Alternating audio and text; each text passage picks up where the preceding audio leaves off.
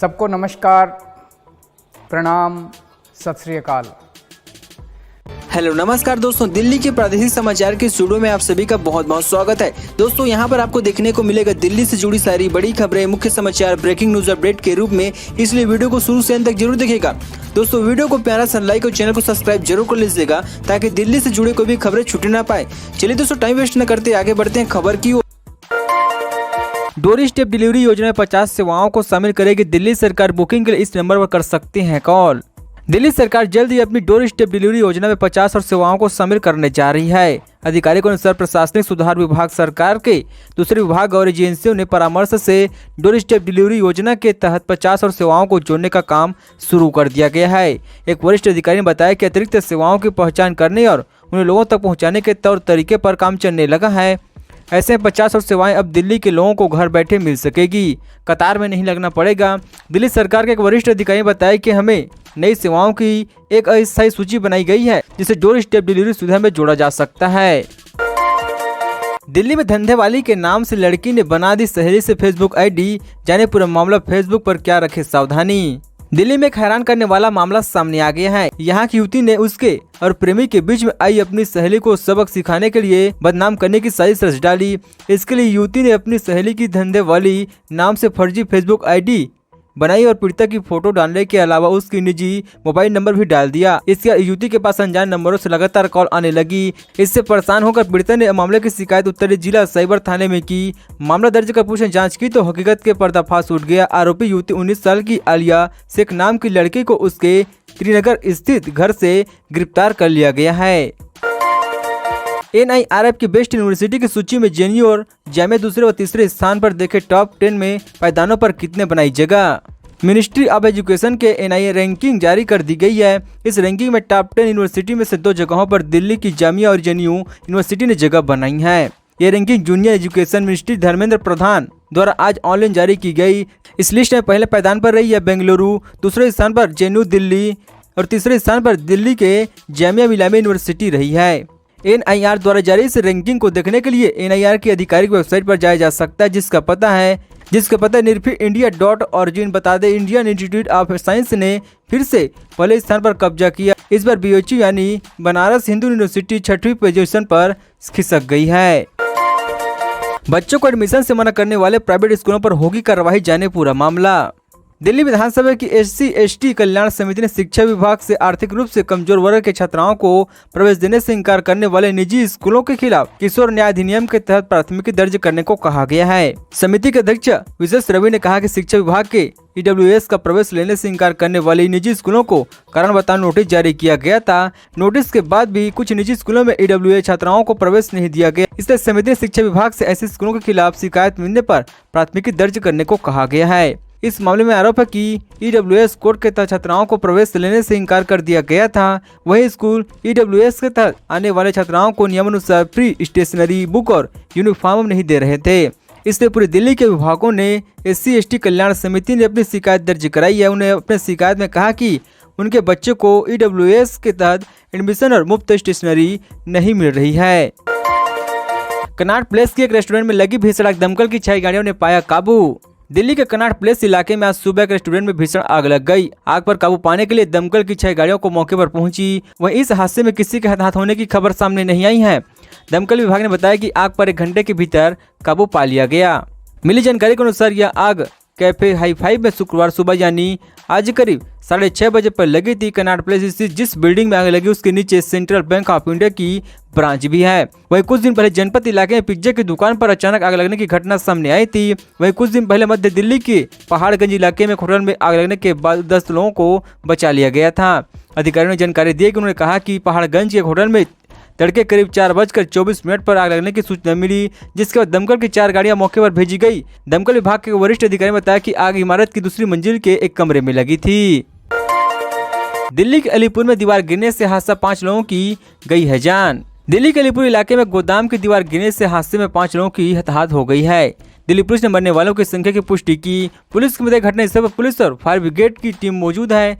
Delhi police ने बताया कि दीवार गिरने के हादसे के बाद 10 लोगों को रेस्क्यू किया गया। इसमें 5 लोगों की हताहत हो चुकी है। घायल लोगों को इलाज के लिए अस्पताल भेजा गया। हादसे के बाद वहां अफरा तफरी का माहौल बन गया। दिल्ली के कारोबारियों को बड़ा झटका, एमसीडी ने बढ़ाई सामान के भंडारण की फीस।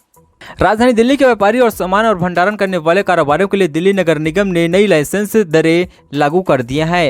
निगम के एकीकरण के बाद कई नियमों में बदलाव किए जा रहे हैं। इसी कड़ी में निगम ने सामान्य व्यापार एवं भंडारण लाइसेंस की समान दरें लागू की है, जिसके मुताबिक निगम के अधिकारिक क्षेत्र में आने वाले नए सामान व्यापार भंडारण लाइसेंस के लिए 10 वर्ग मीटर तक के क्षेत्र के लिए ग्रुप ए ग्रुप बी का अनुमोदित लाइसेंस शुल्क 3968 रुपया हो गया है। वहीं ग्रुप सी और डी के लिए 2645 रुपया, ग्रुप ई और एच के लिए 1323 रुपया देने होंगे। इसके अलावा किसी भी व्यापार या भंडारण के लिए 10 से 20 रुपये वर्ग मीटर का एरिया है तो उसके लाइसेंस के लिए ग्रुप ए और ग्रुप बी के लिए 9919 रुपये देने होंगे। वहीं ग्रुप सी और डी के लिए 6613 रुपये और ग्रुप ई और एच के लिए 3306 रुपया देने होंगे। इससे ज्यादा 21 वर्ग मीटर के 400 वर्ग मीटर तक के क्षेत्रों के लिए ग्रुप ए और बी के लाइसेंस में 9919 रुपये, 20 वर्ग मीटर से अधिक एरिया होने पर 166 प्रति वर्ग मीटर दर से लाइसेंस फीस देनी होगी। 14 केंद्रों पर कल से शुरू हो गई है कोरोना की प्रिकॉशन डोज, जाने वैक्सीनेशन से जुड़ी हर जानकारियां। देश भर में कल से 18 से 59 वर्ष के लोगों को कोरोना की वैक्सीन की दूसरी डोज लगाने की प्रक्रिया शुरू हो चुकी है। इसके लिए अलग स्वास्थ्य केंद्रों पर तैयारियां पूरी कर ली गई।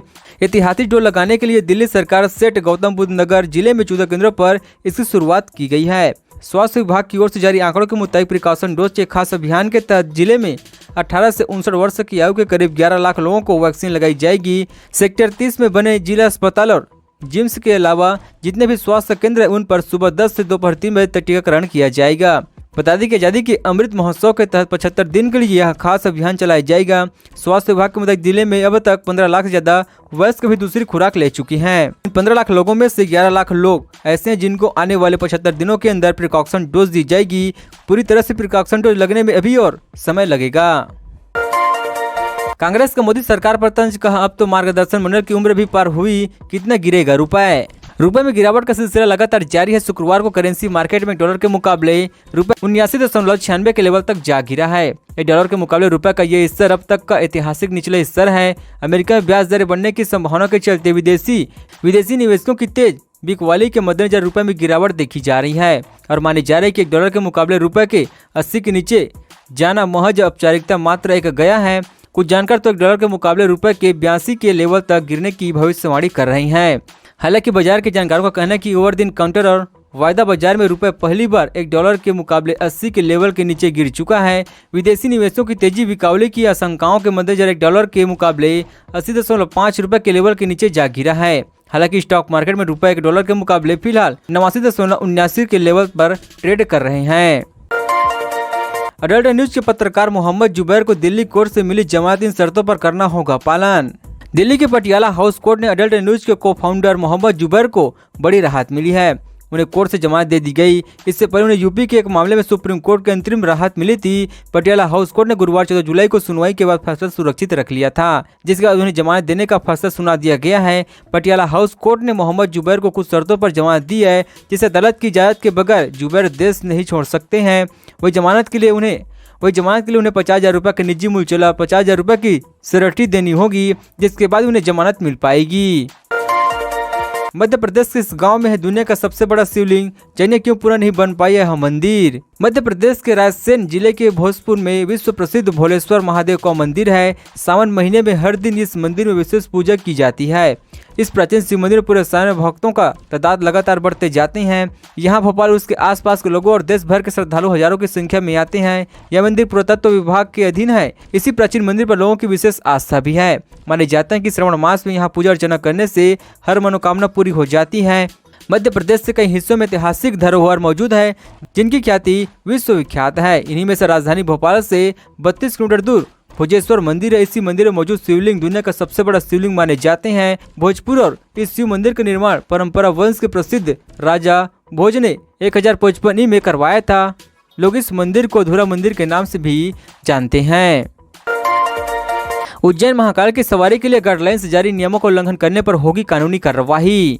मध्य प्रदेश के उज्जैन में सावन के पहले सोमवार यानी 18 जुलाई को भगवान महाकाल की पहली सवारी निकलने वाली है। इसे लेकर अभी से गाइडलाइंस जारी कर दी गई, जिसे कलेक्टर आशीष सिंह ने कहा है कि नियमों का उल्लंघन करने वालों के खिलाफ कानूनी कार्रवाई भी हो सकती है। कलेक्टर आशीष सिंह ने महाकालेश्वर सवारी की व्यवस्थाओं को लेकर विभिन्न जिलाधिकारी समिति सदस्यों और पुजारियों के प्रतिनिधियों के साथ त्रिवेणी संग्रहालय बैठक की और अब तक किए गए कार्यों की समीक्षा किया है। कलेक्टर ने कहा कि महाकाल की सवारी में डीजे का प्रवेश प्रतिबंध रहेगा। उन्हें श्रद्धालुओं से आह्वान किया कि वे सवारी के आगे के लिए नारियल, चॉकलेट और अन्य खाद्य सामग्री का वितरण न करें। महाकाल की सवारी के लिए 2 साल के अंतराल के बाद फिर से रस्सा पार्टी को तैनात किए जा रही है। कलेक्टर ने स्पष्ट रूप से कहा कि यदि कोई नियम का उल्लंघन करता है और व्यवस्था बिगाड़ने की कोशिश करेगा तो उसके खिलाफ कानूनी कार्रवाई की जाएगी। दोस्तों, खबरों का सिलसिला बस यहीं तक। दोस्तों, वीडियो जानकारी आपको अच्छा लगा, वीडियो को प्यारा सा लाइक कीजिए। दोस्तों, आप दिल्ली निवासी हमारे चैनल को सब्सक्राइब कीजिए। दिल्ली जुड़ी सारी बड़ी खबरें इस तरह से मिलते रहे। चलिए दोस्तों, अगले वीडियो में मिलते हैं। तो जय हिंद, जय भारत।